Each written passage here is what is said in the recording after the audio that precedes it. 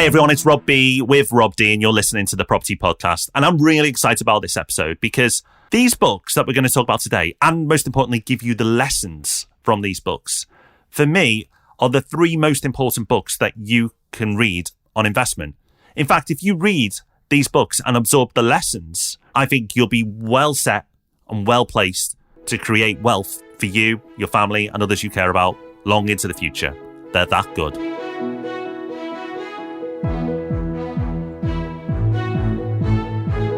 Welcome to the Property Podcast. Thank you for joining us. Rob and I spend our weeks advising a multi-million pound property fund, which you can find out more about at portfolio.co.uk.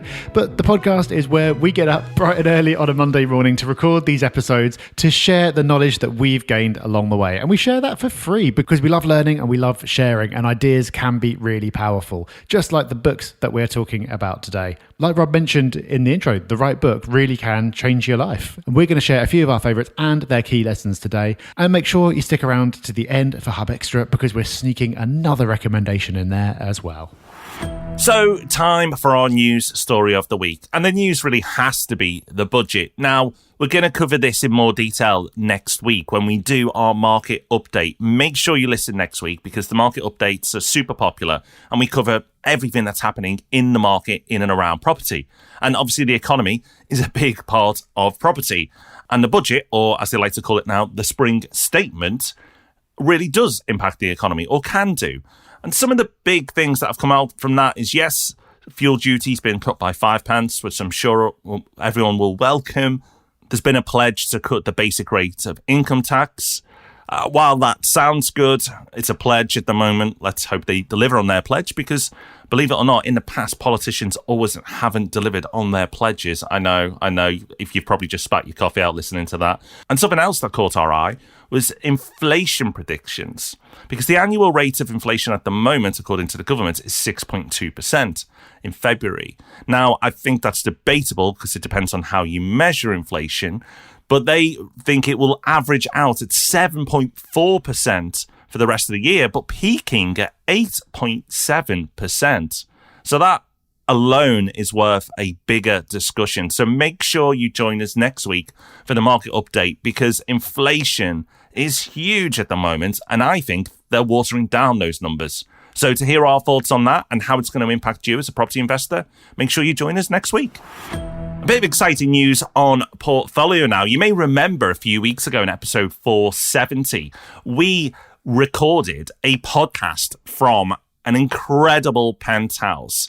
It's one of the highest penthouses in the whole of Europe.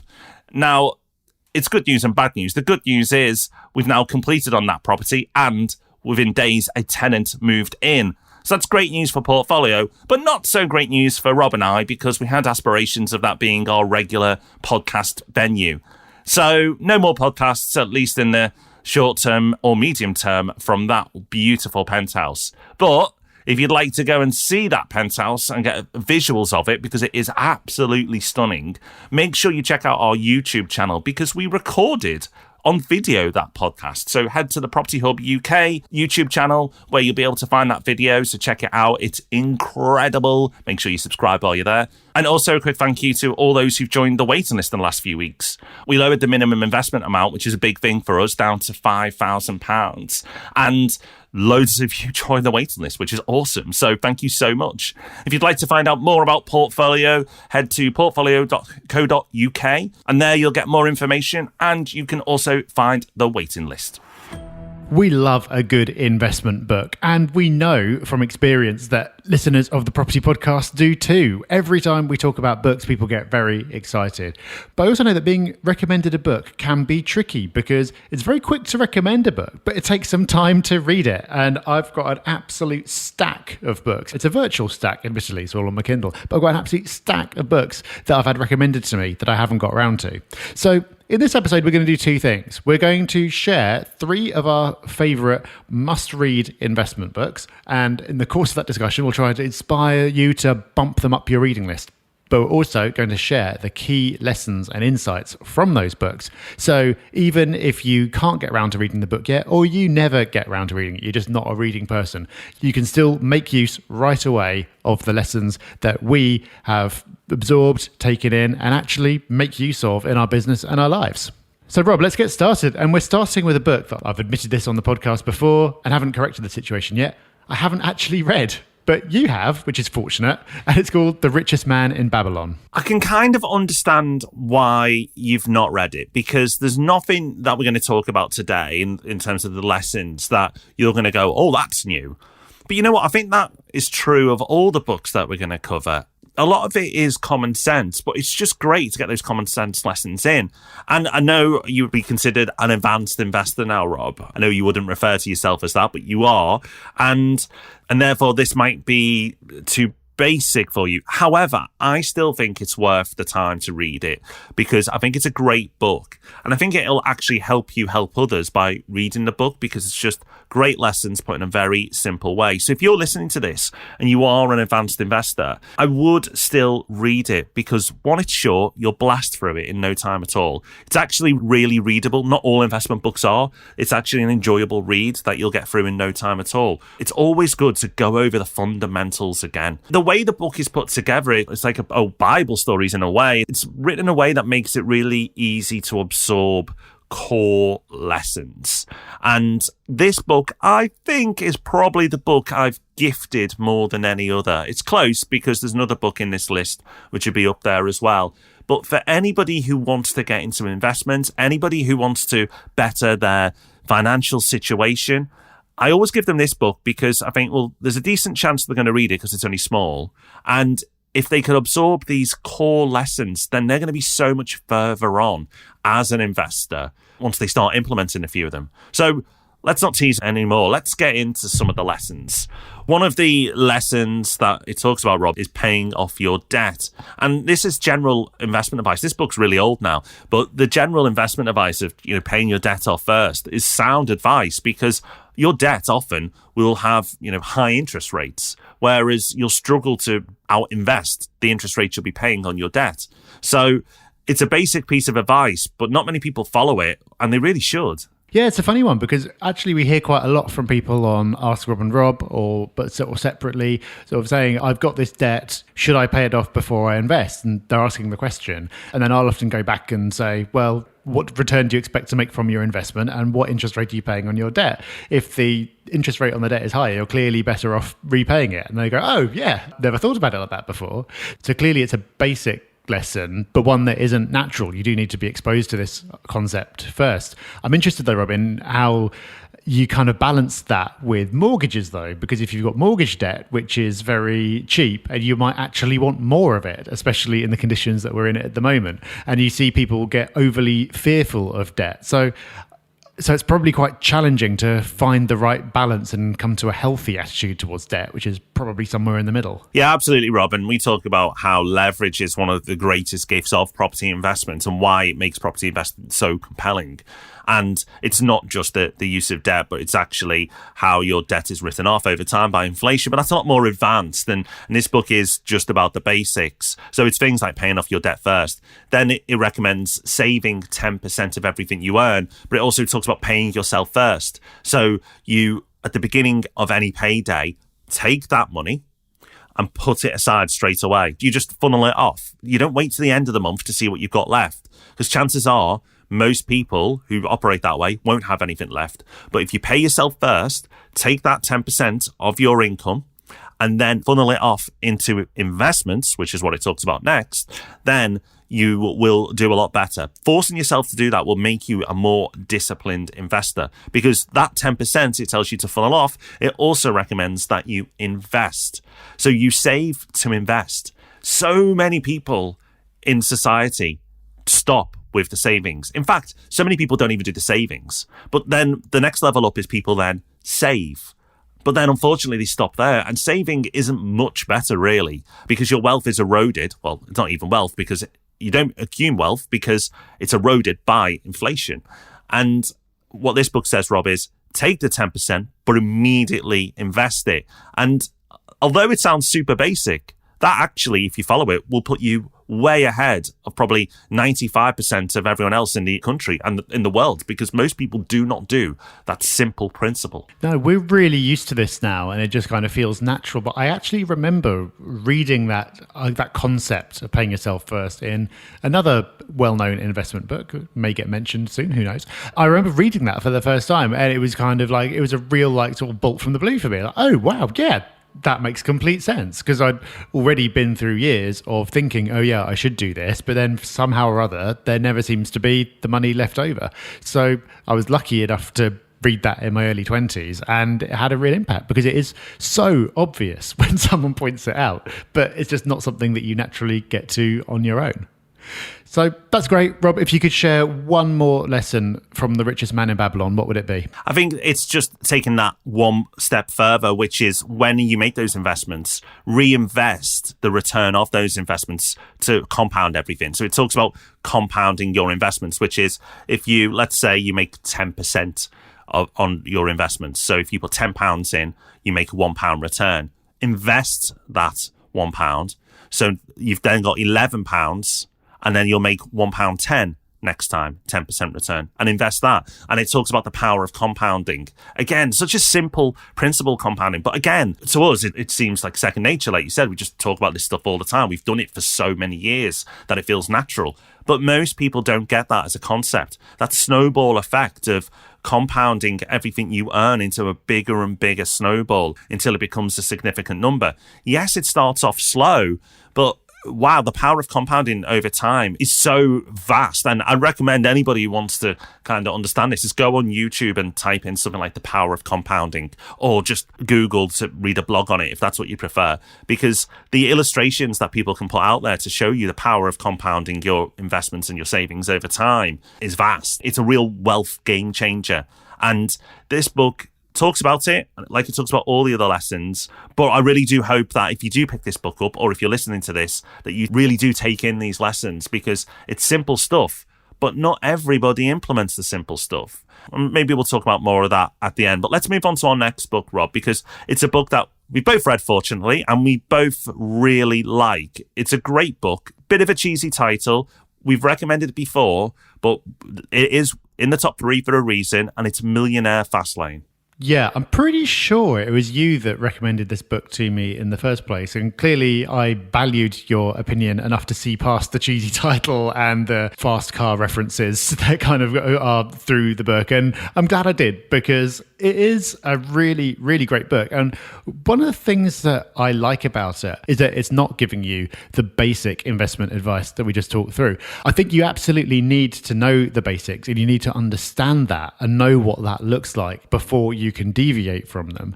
But the Millionaire Fastlane kind of almost makes fun of that kind of take it slowly, save 10%, compound interest will get you there over time kind of view of the world. I think there are 2 overarching points from this. One is it says that you can get rich quickly, but you must be prepared for it to be hard. But it's saying you can get rich quickly, which is something that most other investment books don't acknowledge. And how do you do that? Well, that's the second point, which is that by creating a business with full control and leverage, it's possible to build wealth quickly. So the quote from the book is, "The Millionaire Fastlane isn't about being retired old with millions, but about redefining wealth to include youth, fun, freedom, and prosperity."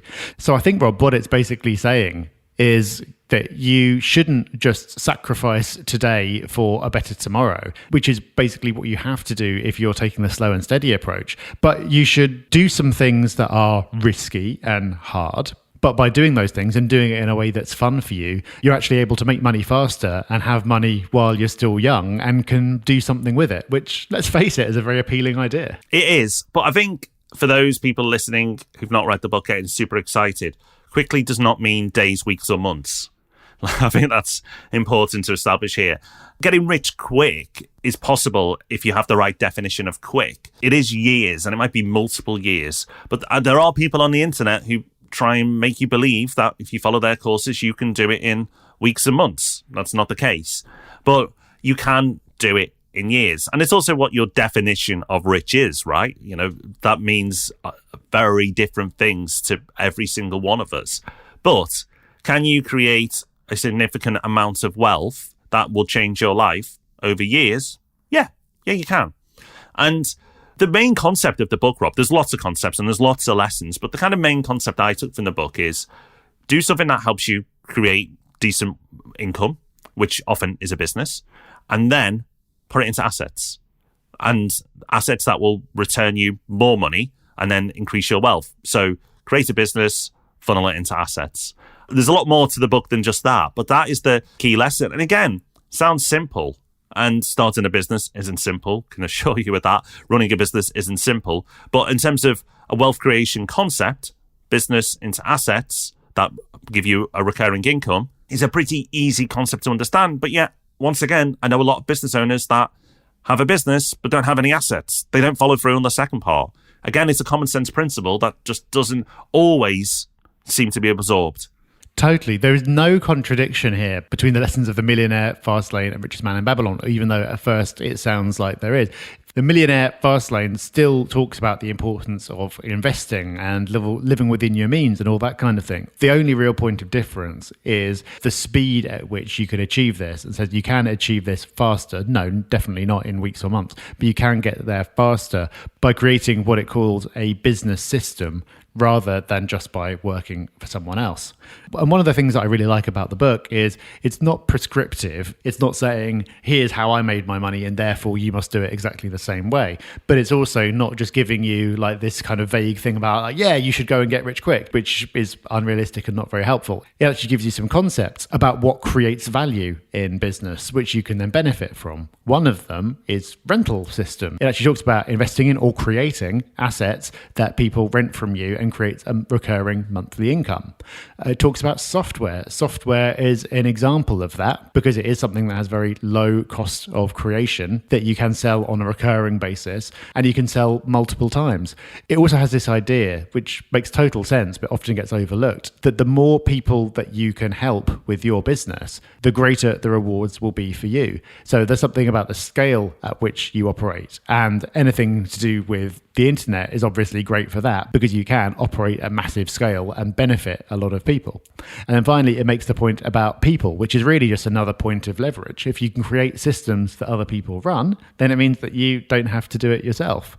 So that is a really super quick run through, and it's really just a fraction of what's there. But it's an example, Rob, of what I really like, which is that you can take these points and kind of start thinking about how you might be able to apply them to what you do or your interests or the types of business that you've got some kind of experience in. So you can really take these concepts that are somewhat advanced concepts, but you can still take them and do whatever you want with them. Oh, definitely. It's a fantastic book. Like, this is whatever level you're at, this is a must read. What I like as well is that the author talks about what makes you poor as well, habits that make you poor. And one of them is refusing to learn. This is a massive one for both of us, I know. But for the people who we have in our teams, the people we want to recruit most are those who are avid learners, those who want to learn more. In fact, in life, the most impressive people I know are avid learners, people who want to better themselves, who want to improve, who want to read up on subjects, who want to learn new things and become more informed and never ever at any point think they know it all. Someone who's a know-it-all is the biggest fool.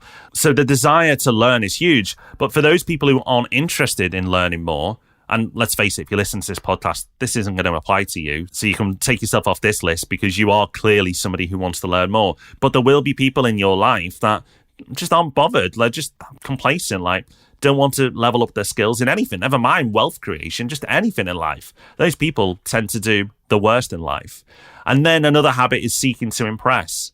This is so hard. Like when we live in an Instagram world where people are just almost framed to impress. It's like a thing now where we have to, as a society, impress others. Now, you can go against that, and it's something I definitely do. I don't post anything about where I am or what I do in life and I never have. I just don't think that's cool, to be honest with you. It's not my cup of tea. I don't need other people's endorsements of what I've done in life to make me feel like I've achieved something or not. That's just not how it works. And Rob, I've not seen you post on Instagram yourself leaning next to the Lamborghini either. So I know it's not, I know it's not for you. But unfortunately, so many of us feel like we need the very best car at all times that we can possibly afford, the most expensive clothes possible, to go on holidays that will impress others when we post them on Instagram. It's sad, but it's really true. And you know what? You might not find yourself doing some of what I've just discussed, or maybe not to the extremes, but you might find yourself doing it. Like, become aware of it. Awareness is huge. Like, if you become aware that you're doing some of this, then maybe, you know, next time you get yourself a car, scale back. And you might be like, oh, but my peers, my neighbors, or whatever might feel like I'm not as successful as I was. No, you'll be more successful because you're going to funnel that excess cash and money into investments. You don't need others' endorsements to have that best car so you can feel like you're operating at a level so you feel like you belong. No, you don't need that. But so many of us do it. You don't need it. For years, I've got a half-decent car now. For years and years and years, even having a business and all the investments, I had what I would call a below-average car, like a very basic car at all times. Sometimes not even having a car and sharing a car. And that's fine. I'm not looking for a medal, but I was prepared to do that because I didn't need a car to make me feel like I'd achieved something. So don't do it. And another obvious one, and very much linked to that, is living paycheck to paycheck. We talked about The Richest Man in Babylon about paying yourself first, but so many people do the opposite. They just spend everything they have every month, and that will make you poor. So brilliant lessons on how to create wealth, but also a reminder of what the vast majority do and why they are poor. Well, Rob, one day I'll trust you enough to invite you to my private Insta where you can see me relaxing in my Gucci gear. But until then, let's move on to our final book, which is Rich Dad, Poor Dad. This is a book that we've talked about on the podcast in the past. We're talking about it again with good reason because it continues to be so powerful. If you ask most people what the book was that got them into property investing, a lot of them will say Rich Dad, Poor Dad, which is interesting because when you go back and reread the book, it actually doesn't say much in there about property at all. But clearly people take the lessons from this book and you can clearly see how property will get you to where this book recommends that you go.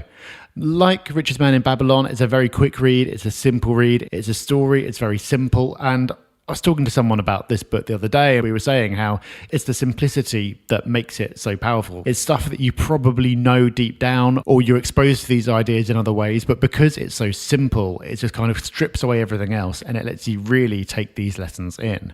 One of those lessons is pay yourself first, which we've already covered.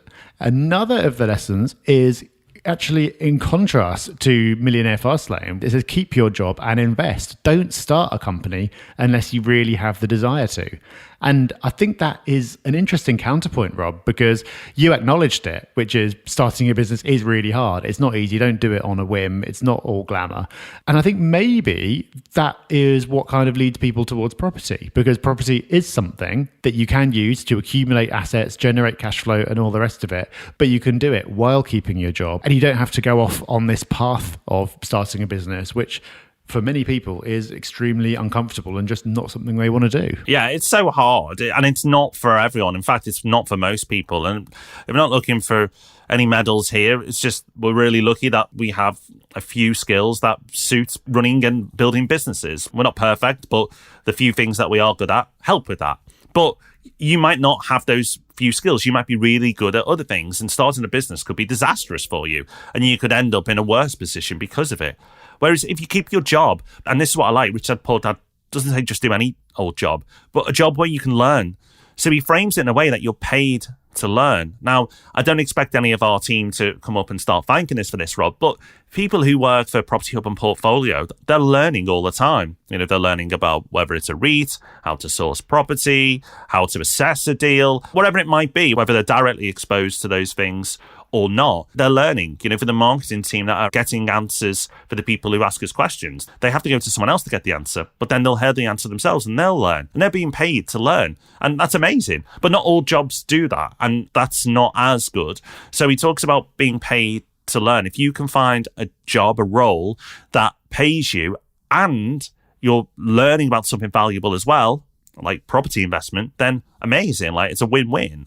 So yes, I probably lean more to Rich Dad Poor Dad, which is keep your job unless starting a business suits you and suits your skills. Keep your job, but get a job that's going to benefit you, that's going to help you learn more about an industry that's going to be advantageous to you. It could be stocks, property, accounting, whatever. But using something like that to further yourself as an individual is a smart way to invest your time. Because, yes, you're spending your time there and you're learning a lot, but you're also getting paid. So it's a win-win. Definitely. Not all jobs give you the opportunity to learn. So you need to find one of those. But you also need to have the attitude of wanting to learn, which we've already talked about. Clearly, we've got the right people in our business to do that, because I love going into the office, because every time I go in, I get asked loads of questions, not just about investing, but about things about the business that people are just curious about. They don't actually need to know it to do their job, but they're just interested. And I find those conversations really fun. So that's great. Something else that Rich Dad Poor Dad talks about a lot, which I think is another of these kind of classic points from the book that jumps out at people, is around good debt versus bad debt.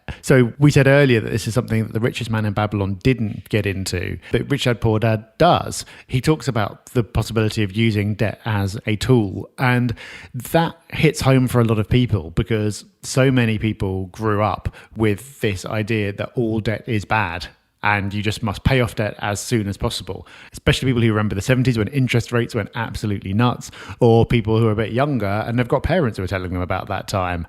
It's something that a lot of people seem to grow up ingrained into them, that debt is bad. And Rich Dad Poor Dad is a book that gives a more nuanced kind of view of that. It also makes this kind of controversial point that actually isn't controversial to me. I agree with it, but it's jarring for a lot of people, which is that your home is not an asset.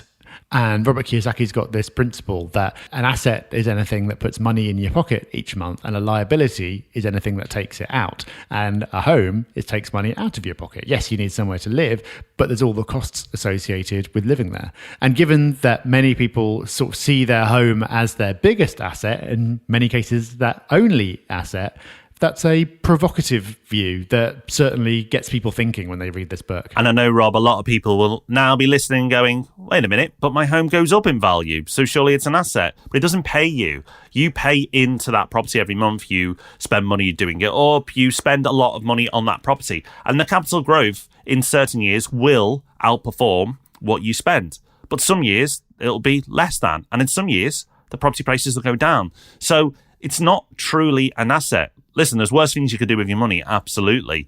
But when you really understand this, you do accept it. And it's not to say owning your own home is a bad thing. It's not. You need a place to live. And you may decide that versus renting, it gives you more stability. It allows you to settle and do other things. There are loads of advantages to owning your home. But don't see it as your nest egg for the future, because it might go up in value. It might. And you might be able to use that equity in the future. But actually, if you invest in other properties as well, then those properties will pay you while you own them rather than you paying them. And they'll also go up in value. So just having your property as your only real way of creating wealth over the long term is certainly a risk. And there are far more effective ways of doing it. And I think once you listen to the book or read the book, however you like to consume your books, and really absorb this, you will agree with it. I don't think it's as outrageous as most people think. I know people who've got a bit offended by this when I've said to them in the past that their home isn't an asset, but it's the truth. And once you understand it, you'll actually become a better investor.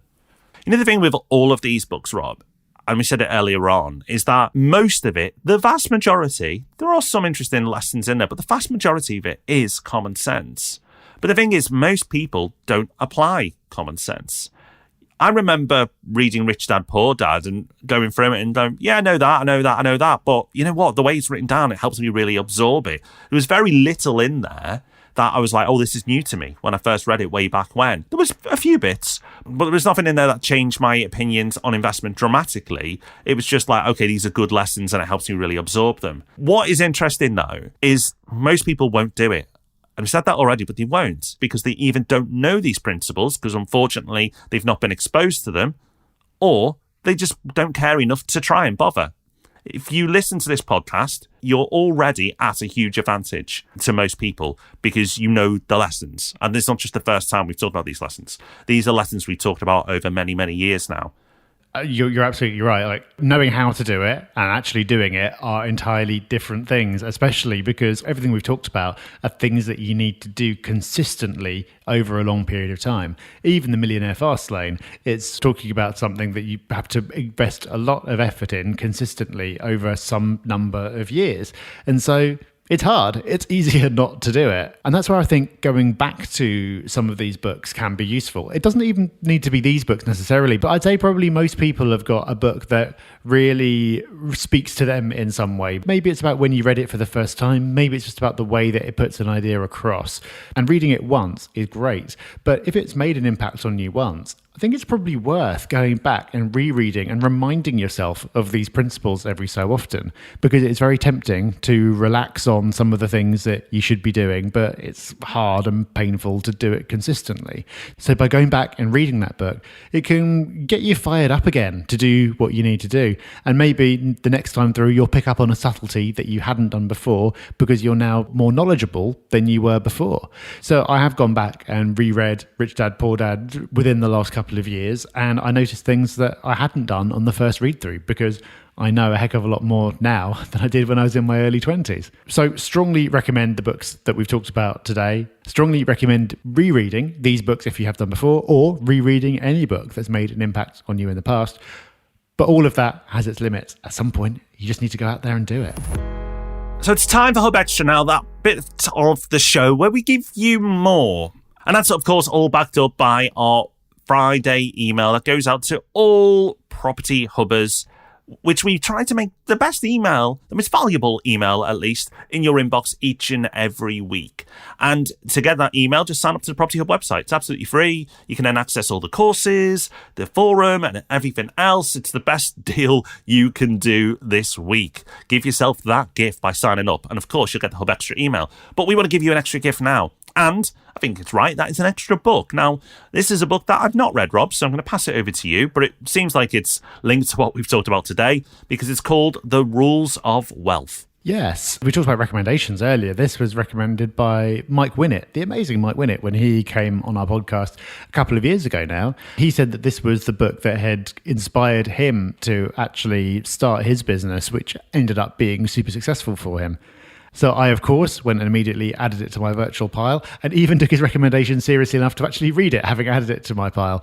And the good thing about this book is it's called The Rules of Wealth, and it is a series of rules. I think there are about 40 odd of them. Each of them is just a few pages long. So it's a book that you can dip in and out of. So I like books like this where you don't have to commit to the whole thing. You don't need to read it end to end over a couple of weeks before you forget what the first bit was about. But you can just go and read little sections as you want to. And it's all pretty simple ideas, but maybe the right idea just hits you at the right time and it makes a difference to you. So different from the other books that we've talked about today in that it's not a story or it's not a framework or anything like that, but still well worth checking out. Okay, well, that's us done for another week. Let us know which are your favourite books. Contact us via the socials at Property Hub UK across whatever platform you like to use most. We'll be posting about this episode there, so please do add your book recommendations to this list so others can see it as well, because others will read your comments. So please do share. It helps everybody out. We'll be back on Tuesday with Ask Rob and Rob. And of course, we'll be back same time, same place next week with the main event, the Property Podcast. So until then, take care, have fun. Bye-bye. Bye-bye.